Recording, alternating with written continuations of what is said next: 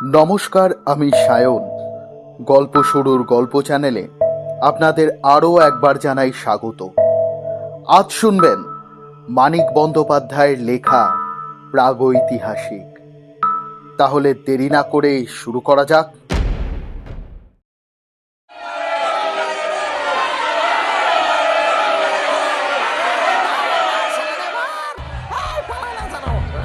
সমস্ত বর্ষাকালটা ভিখু ভয়ানক কষ্ট পেয়েছে।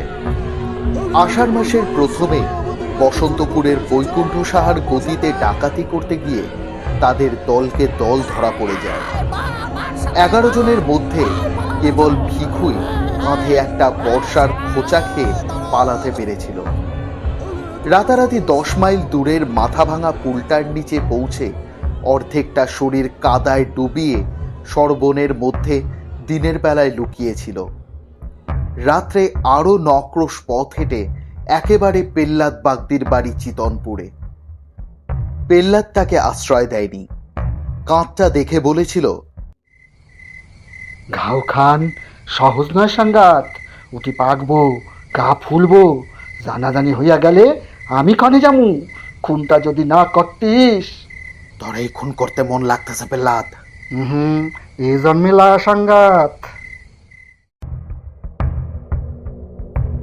বন কাছেই ছিল, মাইল 5 উত্তরে।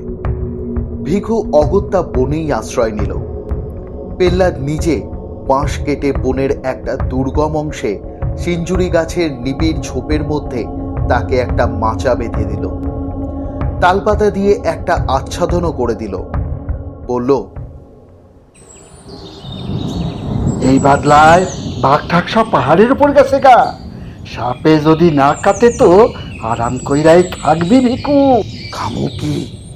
চিরা গুড় দিলাম যে, 2 দিন বাদে ভাত লইয়া আসুম, রোজ আইলে মানুষে সন্দেহ করব। কাঁধের ঘাটা লতা পাতা দিয়ে বেঁধে আবার আসবার আশ্বাস দিয়ে পেল্লাদ চলে গেল। রাত্রে ভিখুর জ্বর আসলো।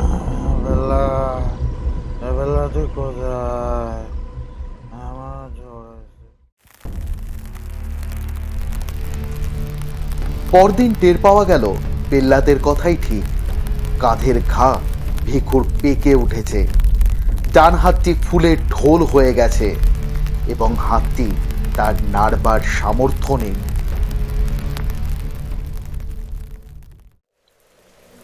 বর্ষাকালে যে বনে বাঘ বাস করতে চায় না, এমনি অবস্থায় সেই বনে জলে ভিজে মশা ও পোকার উৎপাত সহ্য করে দেহের কোনো না কোনো অংশ থেকে ঘণ্টায় একটি করে চোখ টেনে ছাড়িয়ে জ্বরে ও ঘায়ের ব্যথায় ধুকতে ধুকতে ভিখু 2 দিন 2 রাত্রি সংকীর্ণ মাচাটুকুর ওপর কাটিয়ে দিল।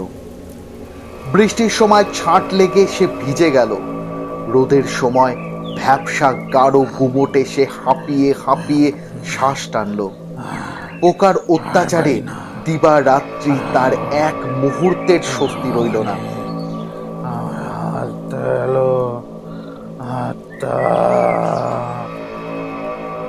পেল্লাদ কয়েকটা বিড়ি দিয়ে গিয়েছিল, সেগুলি ফুরিয়ে গেছে।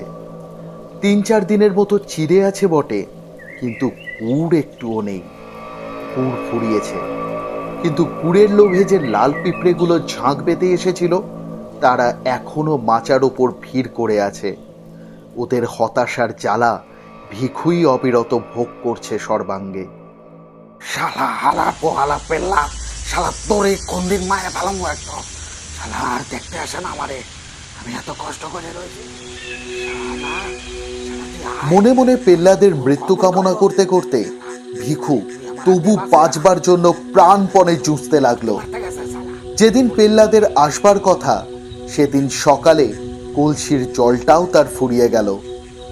বিকাল পর্যন্ত পেল্লাদের জন্য অপেক্ষা করে তৃষ্ণার পীড়ন আর সহ্য করতে না পেরে কলসিটা নিয়ে সে কত কষ্টে খানিক দূরে নালা থেকে 8 কলসি জল ভরে এনে আবার মাচায় উঠল তার বর্ণনা হয় না। অসহ্য খিদে পেলে চিড়ে চিবিয়ে সে পেট ভরালো। এক হাতে ক্রমাগত পোকার পিঁপড়েগুলিকে টিপে মারল। গায়ে খামেছে।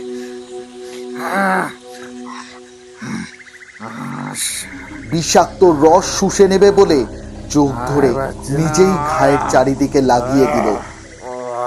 সবুজ রঙের একটা সাপকে একবার মাথার কাছে সিঞ্জুরি গাছের পাতার ফাঁকে উঁকি দিতে দেখে পুরো 2 ঘন্টা লাঠি হাতে সেদিকে চেয়ে বসেছিল এবং তারপর 2-1 ঘন্টা অন্তরই চারিদিকে ঝপাঝপ লাঠির বাড়ি দিয়ে মুখে যথাসাধ্য শব্দ করে সাপ তাড়াতে লাগলো। মরবে না, সে কিছুতেই মরবে না। বনের পশু যে অবস্থায় বাঁচে না, সেই অবস্থায় মানুষ সে বাঁচবেই। পেল্লাদ গ্রামান্তরে কুটুমবাড়ি গিয়েছিল। পরদিনও সে এলো না। কুটুমবাড়ির বিবাহ উৎসবে তারই টেনে বেহুশ হয়ে পড়ে রইল। বনের মধ্যে ভিখু কিভাবে দিনরাত্রি কাটাচ্ছে 3 দিনের মধ্যে সে কথা একবার তার মনেও পড়ল না। ইতিমধ্যে ভিখুর ঘা পচে উঠে লালচে রস গড়াতে আরম্ভ করেছে। শরীরও তার অল্প অল্প ফুলেছে। জ্বরটা একটু কমেছে, কিন্তু সর্বাঙ্গের অসহ্য বেদনা দম ছুটানো তারির নেশার মতোই ভিখুকে আচ্ছন্ন অভিভূত করে ফেলেছে। সে আর এখন ক্ষুধা তৃষ্ণা অনুভব করতে পারে না। চোখেরা তার রক্ত শুষে শুষে কুচি পটলের মতো ফুলে ওঠে, আপনা থেকেই নিচে খসে পড়ে যায়। সে টেরও পায় না। পায়ের ধাক্কায় জলের কলসিটা একসময় নিচে পুড়ে ভেঙে যায়। বৃষ্টির জলে ভিজে পুটলির মধ্যে চিড়েগুলি পচতে আরম্ভ করে। রাত্রে তার ঘায়ের গন্ধে আকৃষ্ট হয়ে মাচার আশেপাশে শিয়াল ঘুরে বেড়ায়।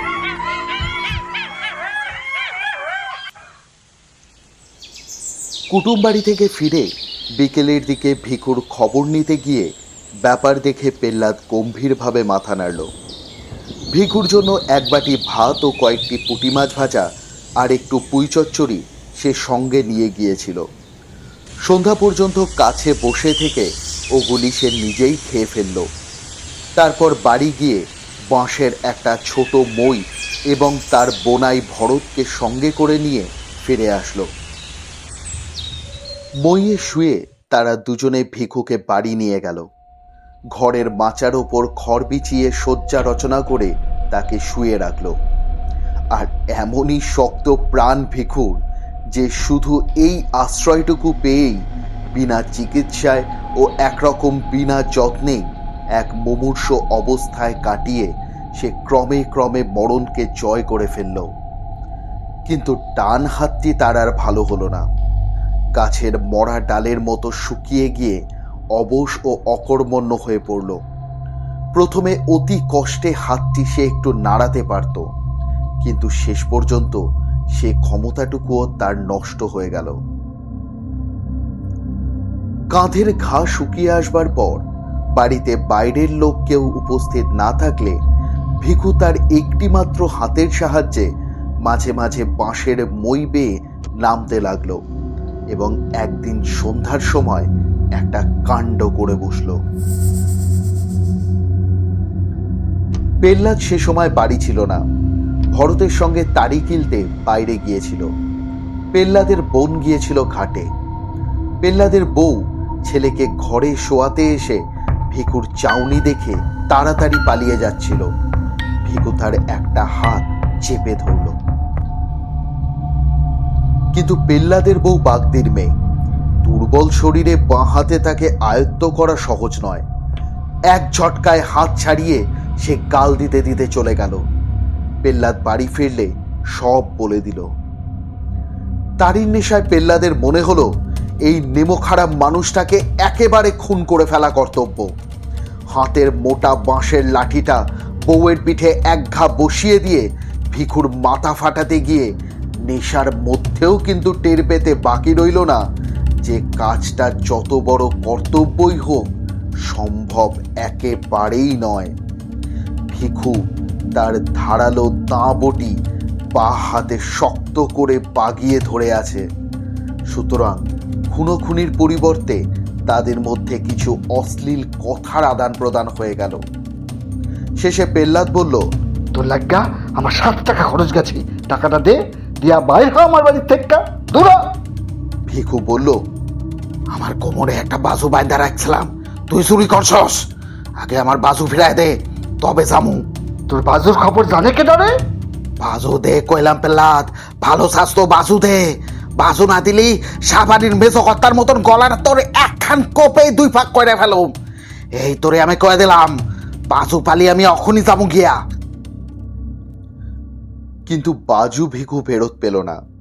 তাদের বিবাদের মধ্যে ভরত এসে পড়ায় দুজনে মিলে ভিখুকে তারা কায়দা করে ফেলল। পেল্লাদের বাহুমূলে একটা কামড় বসিয়ে দেওয়া ছাড়া দুর্বল ও পঙ্গু ভিখু আর বিশেষ কিছুই করে উঠতে পারল না। পেল্লাদ ও তার বোনাই তাকে মারতে মারতে আধমরা করে ফেলে বাইরে বের করে দিল। ভিখুর শুকিয়ে আসা ঘা ফেটে রক্ত পড়ছিল। হাত দিয়ে রক্ত মুছতে মুছতে ধুকতে ধুকতে সে চলে গেল।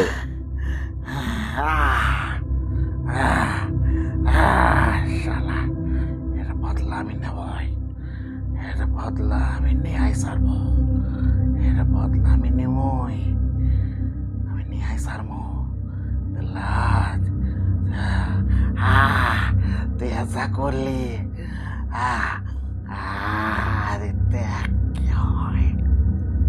রাত্রের অন্ধকারে সে কোথায় গেল কেউই তা জানতে পারল না বটে, কিন্তু দুপুর রাতে পেল্লাদের ঘর জ্বলে উঠে বাগদিপাড়ায় বিষম হইচই পড়ে গেল।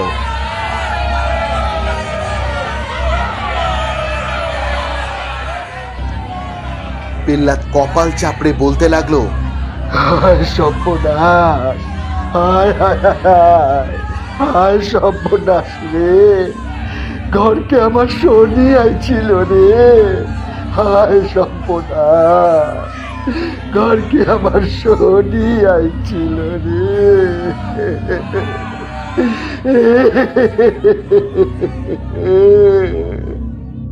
কিন্তু পুলিশের টানাটানির ভয়ে মুখ ফুটে বেচারি ভিখুর নামটা পর্যন্ত পড়তে পারল না। সেই রাত্রি থেকে ভিখুর আদিম অসভ্য জীবনের দ্বিতীয় পর্যায় আরম্ভ হলো। চিতলপুরের পাশে একটি নদী আছে।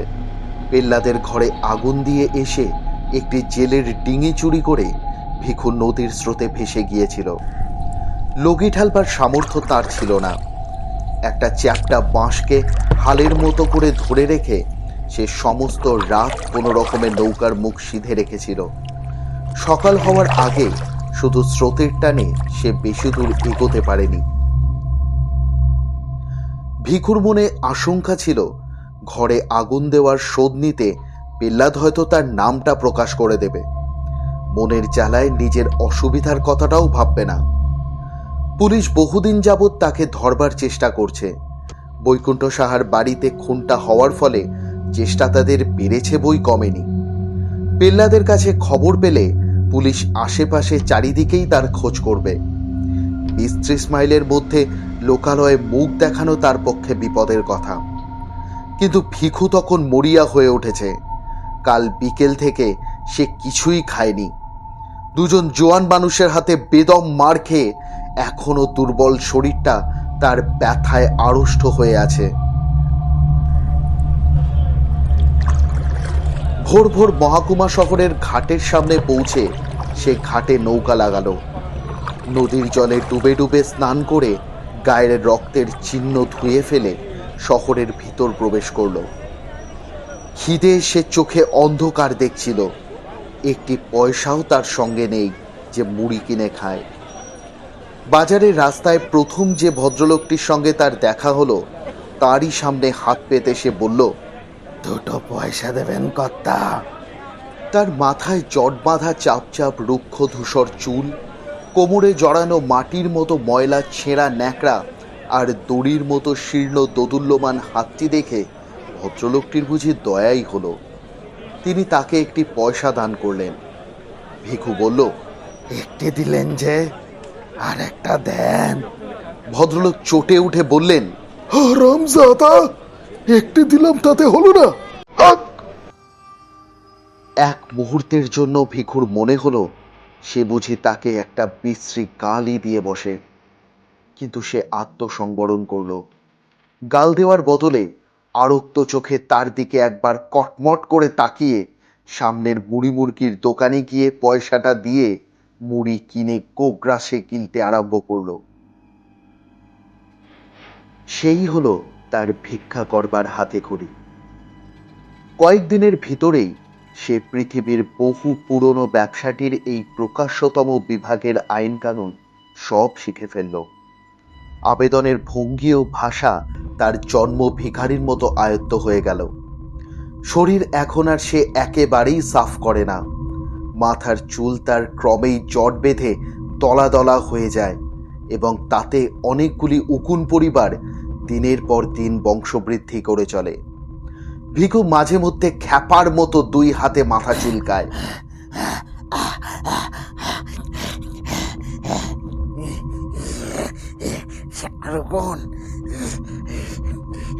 কিন্তু বাড়তি চুল কেটে ফেলতে ভরসা পায় না।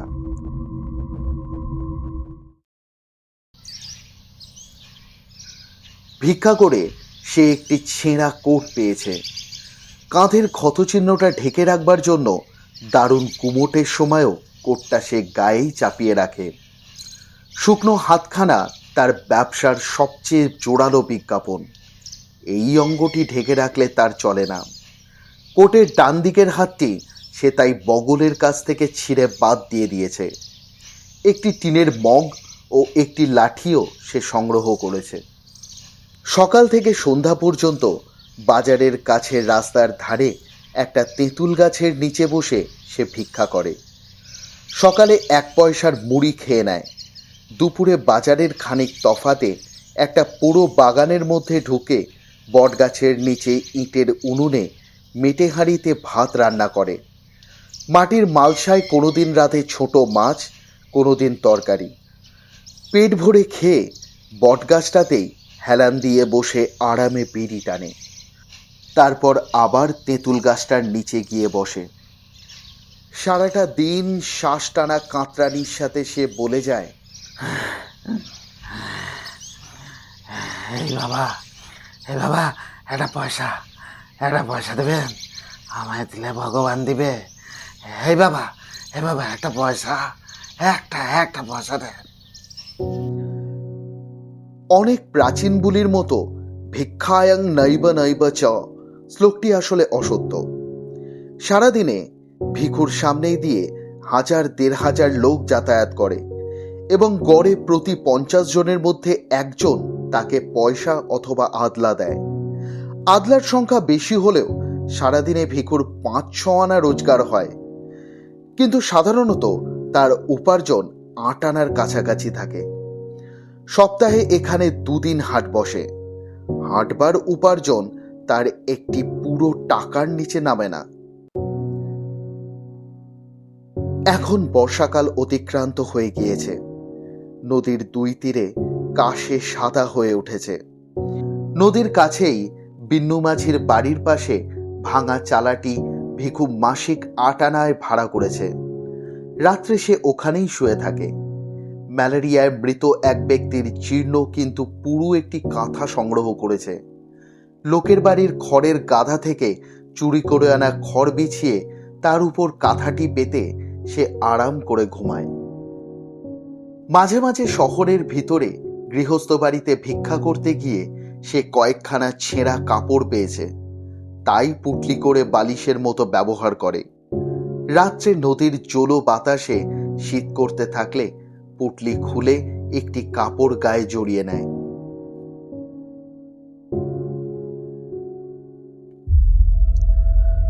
সুখে থেকে এবং পেট ভরে খেয়ে কিছুদিনের মধ্যে ভিখুর দেহে আগের স্বাস্থ্য ফিরে আসলো। তার বুকের ছাতি ফুলে উঠল। প্রত্যেকটি অঙ্গ সঞ্চালনে হাতে ও পিঠের মাংসপেশি নেচে উঠতে লাগলো। অবরুদ্ধ শক্তির উত্তেজনায় ক্রমে ক্রমে তার মেজাজ উদ্ধত ও অসহিষ্ণু হয়ে পড়ল। অভ্যস্ত বুলি আউড়ে কাতরভাবেই সে এখনো ভিক্ষা না পেলে তার ক্রোধের সীমা থাকে না। পথে লোকজন না থাকলে তার প্রতি উদাসীন পথিককে সে অশ্লীল গাল দিয়ে বসে। বাবু বাবু এটা পয়সা দেবেন। এই শালা ভিক্ষা দিবি না মানে? যাস কোথায়? একারে মারে ফেলাম, একারে খুন করে ফেলাম শালা। আমার সেনস তো মানে। হ্যাঁ, 1 পয়সার জিনিস কিনে ফাউনা পেলে দোকানিকে মারতে ওঠে। নদীর ঘাটে মেয়েরা স্নান করতে নামলে ভিক্ষা চাইবার ছলে জলের ধারে গিয়ে দাঁড়ায়। মেয়েরা ভয় পেলে সে খুশি হয় এবং সরে যেতে বললে নড়ে না, দাঁত বের করে দুর্বিনীত হাসি হাসে। রাতে নিজের বিছানায় সে ছটফট করে। নারীর সঙ্গহীন এই নিরুৎসব জীবন তার আর ভালো লাগে না। অতীতের উত্তাম ঘটনাবহুল জীবনটির জন্য তার মন হাহাকার করে।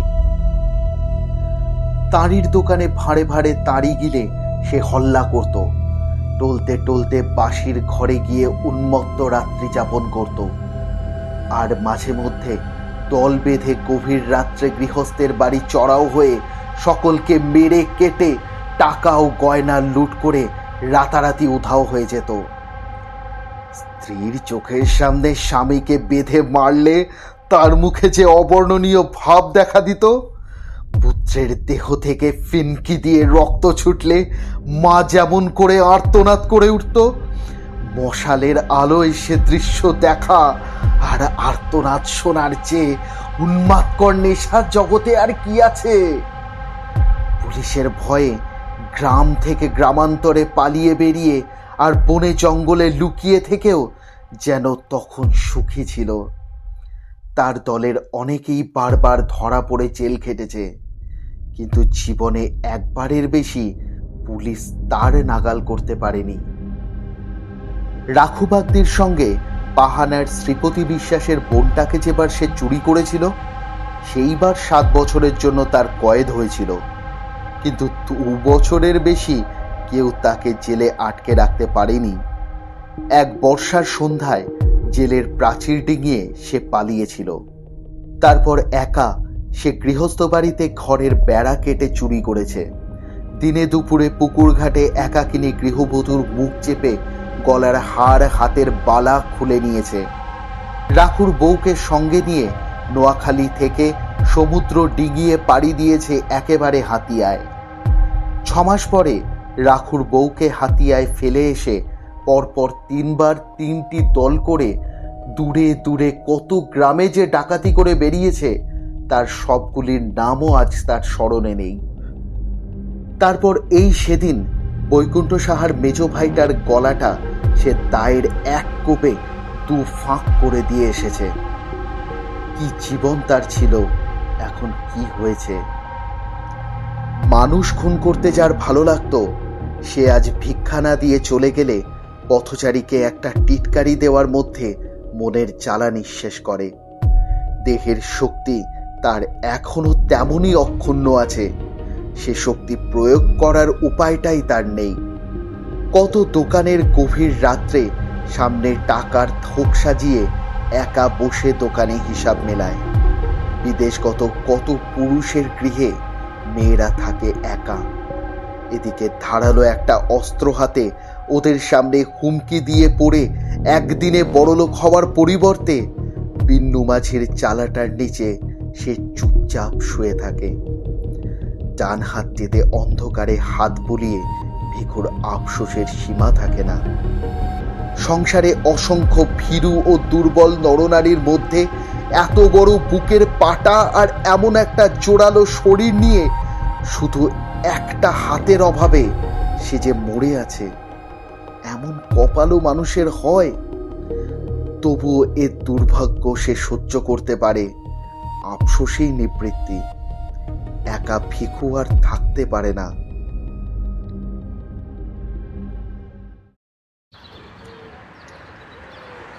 বাজারে ঢুকবার মুখেই একটা ভিখারিনী ভিক্ষা করতে বসে।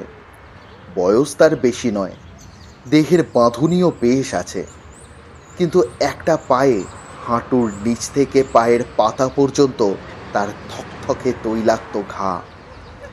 এই ঘায়ের জোরে সে ভিখুর চেয়ে বেশি রোজগার করে, সেজন্য ঘাটিকে সে বিশেষ যত্নে সারতে দেয় না।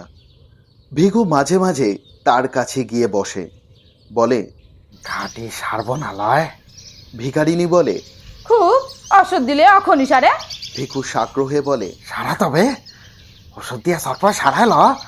ঘা সারলে তোর আর ভিক মাগতে আইব না, জানস? আমি তোরে রাখুম। আমি থাকলি তো। কেন কেন থাকবি না কেন? খাওয়ামু পড়ামু আরামে রাখুম। পায়ের পরনি পটি দিয়া গাঁট বাইতে রাখা দিবি। না করস তুই কি এর লাইগা? অত সহজে ভুলভার মেয়ে ভিখারিনী নয়। খানিকটা তামাক পাতা মুখে গুজে সে বলে, দুদিন বাদে মোরে যখন তুই খেলাইয়া দিবি ঘাট মুই তখন পামু কুয়ানে। ভিখু আজীবন একনিষ্ঠতার প্রতিজ্ঞা করে, সুখে রাখবার লোভ দেখায়। এই সোনা রে, তুই তুই বিশ্বাস যা কেন? তুই বিশ্বাস যা, আমি তোরে কোনোদিন ছাড়ুম না। খুব যত্নে রাখুম। তুই যা, তুই চ আমার লগে একবার একবার ছায়াই তো দেখ। কিন্তু ভিখারিনী কোনো মতেই রাজি হয় না। ভিখু ক্ষুণ্ণ মনে ফিরে আসে। এদিকে আকাশে চাঁদ ওঠে, নদীতে জোয়ার ভাটা বয়।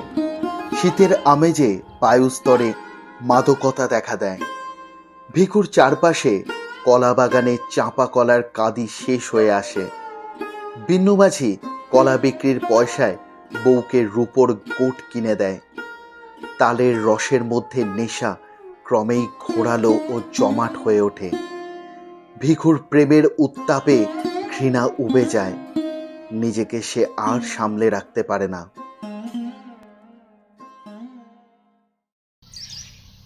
একদিন সকালে উঠেই সে ভিখারিনীর কাছে যায়, বলে, আচ্ছা আচ্ছা ঘাল হয়ে সব। ভিখারিনী বলে, আগে আইবার পার নাই, যা অখন মর গিয়া আখার তলে ছালি খা গিয়া। শালিখাউনের কথাটা কি? তোর লাইগা হা কইরা বইসা আছি ভাবছস তুই? বটে আমি উয়ার সাথে রইছি।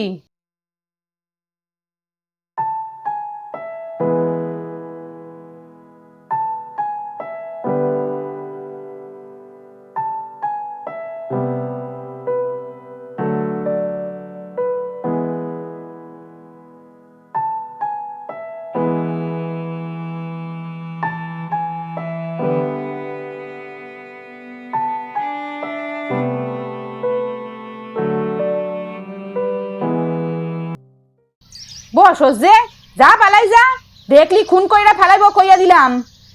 ভিখু বলে, আরে তো খুন অমন ভালাই করতেছে।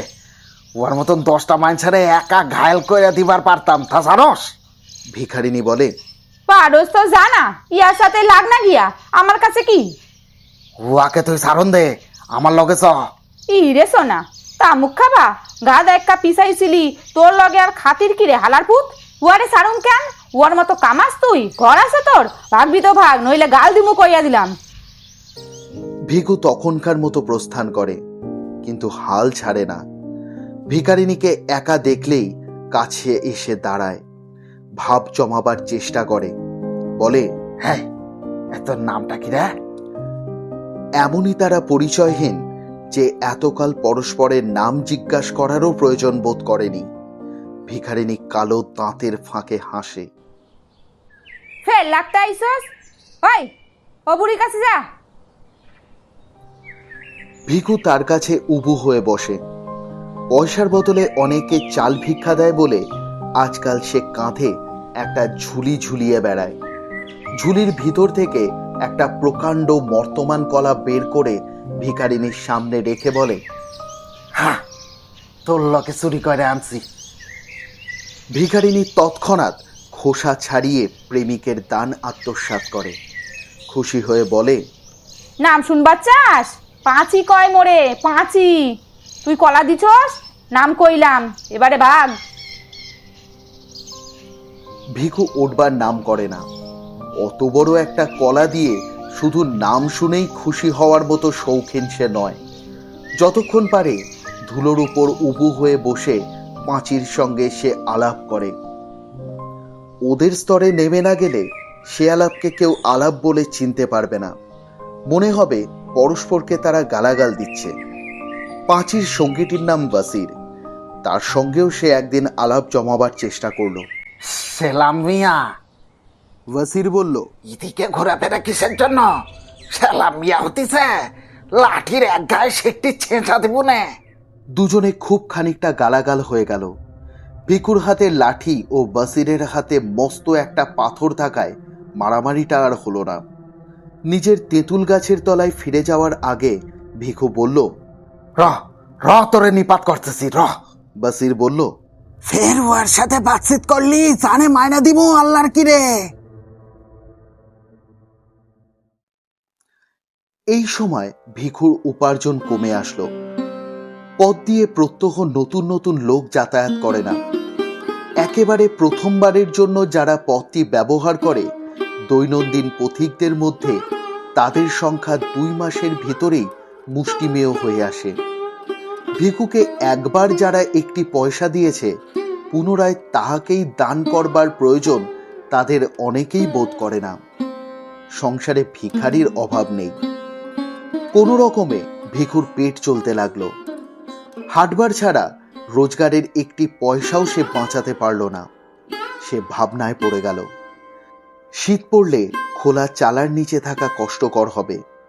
যেখানে হোক চারিদিকে ঘেরা যেমন তেমন ঘর একখানা তার চাই। মাথা গোজবার একটা ঠাই আর দুবেলা খেতে না পেলে কোনো যুবতী ভিখারিনী তার সঙ্গে বাস করতে রাজি হবে না। অথচ উপার্জন তার যেভাবে কমে আসছে, এভাবে কমতে থাকলে শীতকালে নিজেই হয়তো পেট ভরে খেতে পাবে না। যেভাবেই হোক আয় তাকে বাড়াতেই হবে। এখানে থেকে আয় বাড়বার কোনো উপায় সে দেখতে পায় না। চুরি ডাকাতির উপায় নেই, মজুর খাটবারও উপায় নেই। একেবারে খুন করে না ফেললে কারো কাছে অর্থ ছিনিয়ে নেওয়া এক হাতে সম্ভব নয়। পাঁচিকে ফেলে এই শহর ছেড়ে কোথাও যেতে ইচ্ছা করে না। আপনার ভাগ্যের বিরুদ্ধে ভিখুর মন বিদ্রোহী হয়ে ওঠে। তার চালার পাশে বিন্নু মাঝির সুখী পারিবারিক জীবনটা তাকে হিংসায় জর্জরিত করে দেয়। একদিন বিন্নুর ঘরে আগুন ধরিয়ে দেবার জন্য মন ছটপট করে ওঠে। নদীর ধারে খ্যাপার মতো ঘুরতে ঘুরতে তার মনে হয় পৃথিবীর সমস্ত পুরুষকে হত্যা করে পৃথিবীর যত খাদ্য ও যত নারী আছে একা সব দখল করতে না পারলে তার পরিতৃপ্তি হবে না। আরো কিছুকাল ভিখু এমনি অসন্তোষের মধ্যে কাটিয়ে দিল। তারপর একদিন গভীর রাতে ঝুলির মধ্যে তার সমস্ত মূল্যবান জিনিস ভরে জমানো টাকা কটি কোমরের কাপড়ে শক্ত করে বেঁধে ভিখু তার চালা থেকে বের হয়ে পড়ল। নদীর ধারে একদিন সে হাতখানেক লম্বা একটি লোহার শিক কুড়িয়ে পেয়েছিল। অবসর মতো পাথরে ঘষে শিকটির একটি মুখ সে চোখা করে নিয়েছে। এই অস্ত্রটি সে ঝুলির মধ্যে ভরে রাখল। অমাবস্যার অন্ধকারে আকাশ ভরা তারা তখন ঝিকমিক করছে। ঈশ্বরের পৃথিবীতে শান্ত স্তব্ধতা। বহুকাল পরে মধ্যরাত্রির জনহীন জগতে মনের মধ্যে ভয়ানক একটা কল্পনা নিয়ে বিচরণ করতে বের হয়ে ভিখুর অকথনীয় উল্লাস বোধ হলো।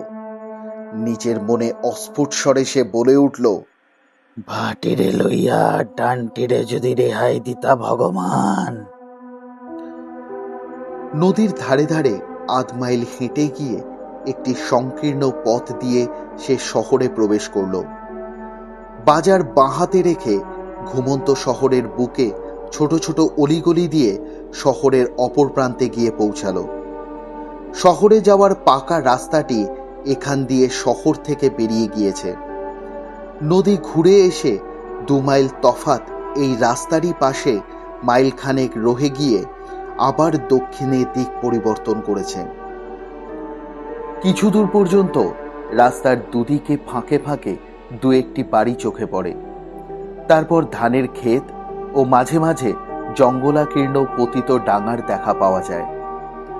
এমনি একটা জঙ্গলের ধারে জমি সাফ করে 5-7 খানা কুড়ে তুলে কয়েকটা হতভাগা মানুষ একটি দরিদ্রতম পল্লী স্থাপন করেছে। তার মধ্যে একটি কুড়ে বাসিরের। ভোরে উঠে ঠক ঠক শব্দে কাঠের পা ফেলে সে শহরে ভিক্ষা করতে যায়।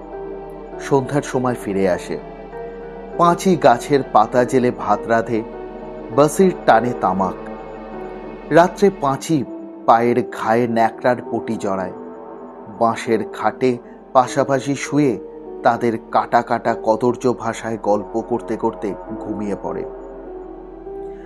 তাদের নীড়, তাদের শয্যা ও তাদের দেহ হতে একটা ভ্যাপসা পচা দুর্গন্ধ উঠে ঘরের চালের ফুটো দিয়ে বাইরের বাতাসে মিশতে থাকে। ঘুমের ঘোরে বাসির নাক ডাকায়, পাঁচি বিড়বিড় করে বকে। ভিখু একদিন ওদের পিছু পিছু এসে ঘর দেখে গিয়েছিল। অন্ধকারে সাবধানে ঘরের পিছনে গিয়ে বেড়ার ফাঁকে কান পেতে সে কিছুক্ষণ কচু বনের মধ্যে দাঁড়িয়ে রইল। তারপর ঘুরে ঘরের সামনে আসলো। ভিখারির ঘুরে দরজার ঝাপটা পাঁচি ভিতর থেকে বন্ধ করেনি, শুধু ঠেকিয়ে রেখেছিল। ঝাপটা সন্তর্পণে একপাশে সরিয়ে ঝুলির ভিতর থেকে শিকটি বার করে শক্ত করে ধরল। ঘরের মধ্যে প্রবেশ করল। বাইরে তারার আলো ছিল, ঘরের ভিতর সেটুকু আলোরও অভাব। দেশলাই জ্বালবার অতিরিক্ত হাত নেই। ঘরের মধ্যে দাঁড়িয়ে ভিখু ভেবে দেখল বাসিরের হৃৎপিণ্ডের অবস্থানটি নির্ণয় করা সম্ভব নয়। বাঁ হাতের আঘাত ঠিক জায়গা মতো না পড়লে বাসির গোলমাল করবার সুযোগ পাবে, তাতে মুশকিল অনেক। কয়েক মুহূর্ত চিন্তা করে বাসিরের শিয়রের কাছে সরে গিয়ে একটি মাত্র আঘাতে ঘুমন্ত লোকটার তালুর মধ্যে শিকের চোখা দিকটা সে প্রায় 3 আঙুল ভিতরে ঢুকিয়ে দিল। অন্ধকারে আঘাত কতদূর মারাত্মক হয়েছে বোঝবার উপায় ছিল না। এক হাতে সবলে বাসিরের গলা চেপে ধরল।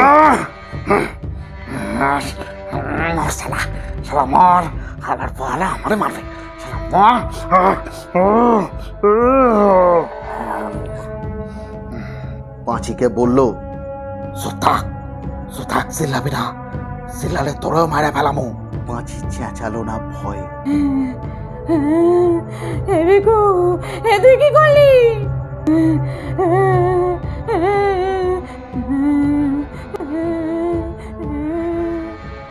ভিখু তখন আবার বলল, এতটুকু আওয়াজ নয়, এতটুকু আওয়াজ নয়, ভালো স্বাস্থ্য একদম চুপ করে থাক।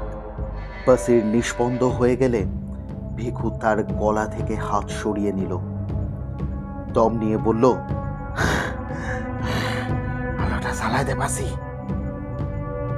পাঁচি আলো জ্বাললে ভিখু পরম তৃপ্তির সঙ্গে নিজের কীর্তি চেয়ে দেখল। একটি মাত্র হাতের সাহায্যে অমন জোয়ান মানুষটাকে ঘায়েল করে গর্বে তাহার সীমা রইল না। পাঁচির দিকে তাকিয়ে বলল,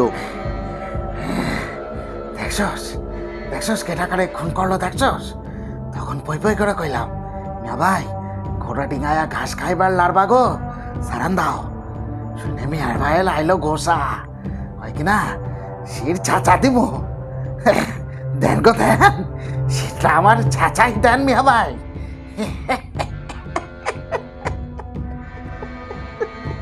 বাসিরের মৃতদেহের সামনে ব্যঙ্গ ভরে মাথাটা একবার নত করে ভিখু মাথা তুলিয়ে তুলিয়ে হ্যাঁ হ্যাঁ করে হাসতে লাগলো। সহসা ক্রুদ্ধ হয়ে বলল, ঠারাইন ঠারাইন বোবা কেন গো? আরে কথা ক হারাবাই তামাইয়া, তোরে দিব নাকি সাবার কইরা? হ্যাঁ? পাঁচি কাঁপতে কাঁপতে বলল, এবারে কি করবি? পয়সা করি কোথায় গুন্না রাখছে আগে তাই ক। বাসিরের গোপন সঞ্চয়ের স্থানটি পাঁচি অনেক কষ্টে আবিষ্কার করেছিল। ভিখুর কাছে প্রথমে সে অজ্ঞতার ভান করল, কিন্তু ভিখু এসে চুলের মুঠি চেপে ধরলে প্রকাশ করতে পথ পেল না। এই শালি তুই জানিস না মানে? শালি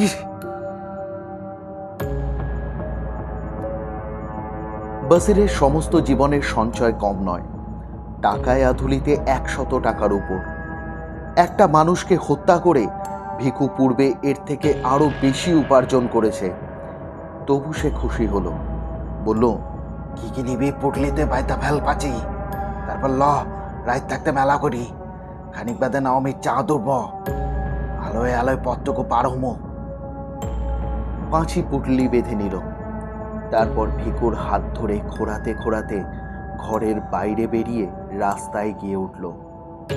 পূর্ব আকাশের দিকে চেয়ে ভিকু বলল, অখনই সন্ধ্যা উঠবো পাশি। পাঁচি বলল, আমরা যামু কনে?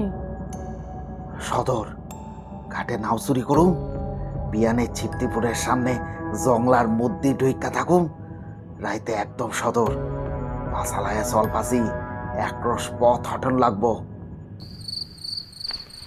পায়ের ঘা নিয়ে তাড়াতাড়ি চলতে পাঁচির কষ্ট হচ্ছিল। ভিকু সহসা একসময় দাঁড়িয়ে পড়ল, বলল, পায়নি তুই ব্যথা পাস পাসি? হ, ব্যথা জানায়। পিঠে চাপামো? পারবি কিনে? পারো, আয়। ভিকুর গলা জড়িয়ে ধরে পাঁচি তার পিঠের উপর ঝুলে রইল। তার দেহের ভারে সামনে ঝুঁকে ভিকু জোরে জোরে পথ চলতে লাগলো। পথের দুদিকে ধানের ক্ষেত আবছা আলোয় নিঃসাড়ে পড়ে আছে। দূরে গ্রামের গাছপালার পিছন থেকে নবমীর চাঁদ আকাশে উঠে আসছে। ঈশ্বরের পৃথিবীতে শান্ত স্তব্ধতা। হয়তো ওই চাঁদ আর এই পৃথিবীর ইতিহাস আছে, কিন্তু যে ধারাবাহিক অন্ধকার মাতৃগর্ভ থেকে সংগ্রহ করে দেহের অভ্যন্তরে লুকিয়ে ভিকু ও পাঁচি পৃথিবীতে এসেছিল, এবং যে অন্ধকার তারা সন্তানের মাংসল আবেষ্টনীর মধ্যে গোপন রেখে যাবে, তা প্রাগৈতিহাসিক। পৃথিবীর আলো আজ পর্যন্ত তার নাগাল পায়নি, কোনোদিন পাবেও না।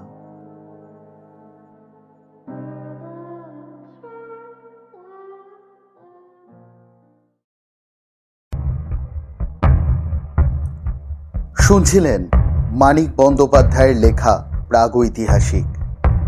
গল্প পাঠ এবং বিভিন্ন চরিত্রে আমি সায়ন।